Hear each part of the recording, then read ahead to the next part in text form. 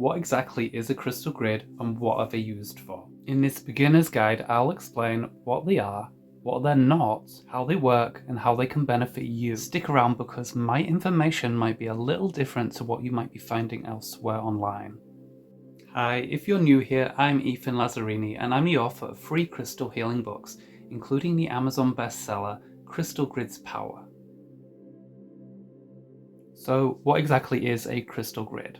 Within the world of crystal healing, a crystal grid is a way of arranging multiple crystals into different geometric shapes and symbols. You'll notice that they use a combination of different types of crystals as well. Crystal grids often incorporate some form of sacred geometry into their design. This could be something like the Flower of Life, Metatron's cube, or a spiral, for example. They sometimes use a base or a template, such as a printed cloth, paper, engraved wooden board,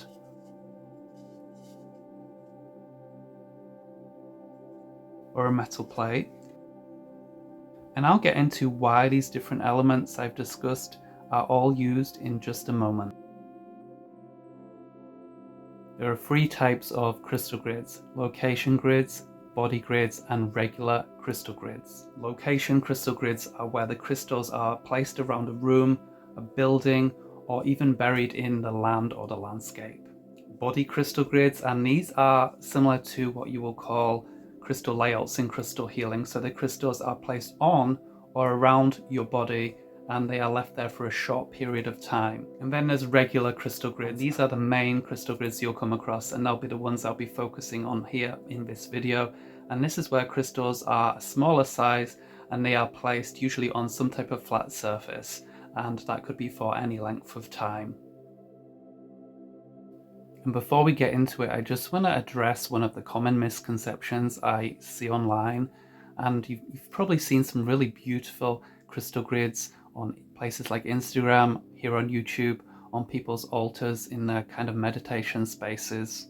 So despite the fact that crystal grids can sometimes look stunningly beautiful, they are not created for looks or for any type of aesthetic, not if they're genuine crystal grids. When you understand crystal grids more deeply, you can see them more of a spiritual science or a metaphysical tool, similar to that of a mandala or yantra. So what exactly is a crystal grid used for? And crystal grids can be made for a specific intention. And what I love about them is they can be made for so many different purposes. They can be purely spiritual in nature or more practical. You can set them up for healing, psychic protection, manifesting, prosperity, love, cleansing negative energy, and anything you need help with. The sky is the limit. If you're enjoying this video so far, then could you please give it a thumbs up, and this will help this video reach more people so they can benefit too. Thank you. There are many different ways that you can make a crystal grid, and some are purely intuitive, but what I personally work with and teach about is intention-based crystal grids.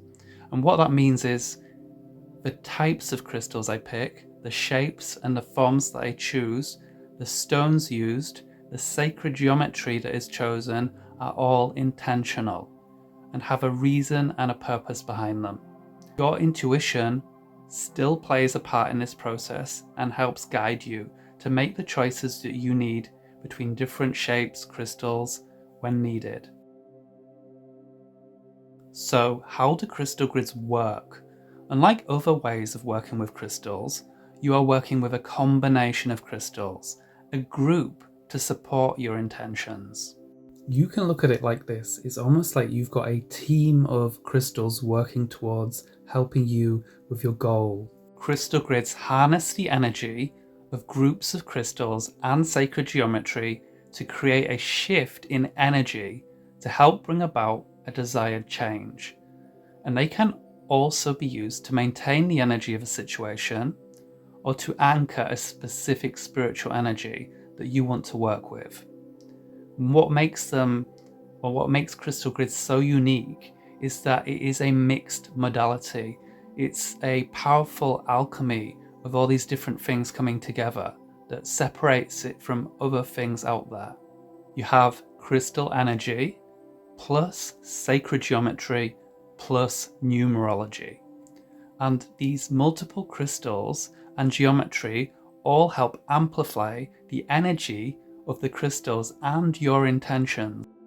So the reason sacred geometry is such a big part of crystal grids and why we should be taking advantage of it is we know that the fabric of the universe, of even atoms, is geometric.